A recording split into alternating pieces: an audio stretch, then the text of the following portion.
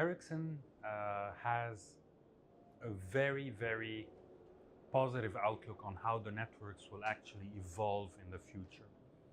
First, from a network perspective, technologically, we believe that standard RAN or purpose-built RAN is going to cohabitate with Open RAN, so we see a little more openness on the networks, in the interfaces, but all driven by performance. So the openness will always be, a judge. Where we see performance with openness, we will have openness. Where we see performance without openness, we will have, the standard bit.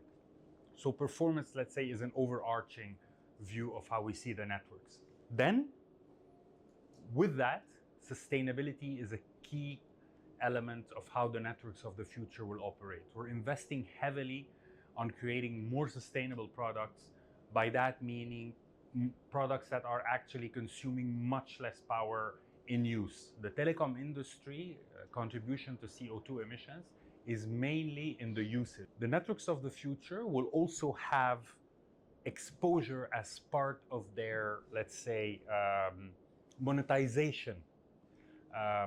They will allow anybody to use specifics of the networks while they develop applications and to be able to monetize. So, for example, we can expose network performance, and that network performance can be used by an application in order to provide better service or cheaper service. I mean, whatever ideas from exposing the specific user network performance can give any developer to do. And those are the things how we see the network evolving with. So a lot of exposure, a lot of development on the interface.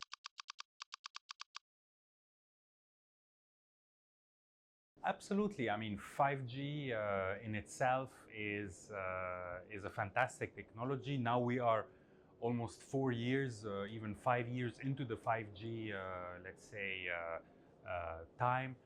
It has shown already a lot of improvements in terms of, let's say, download speeds, some applications as well. For example, fixed wireless access is now heavy. We're able to compare performance of fiber to 5G or 5G to fiber, but we're not there yet. There's 5G Advanced coming, where we will be able to even, let's say, manage the networks in better ways through, let's say, more accurate slicing, where we would give specific, network performance to specific applications in the network itself. So 5G allows us to do this in a very, very optimal way.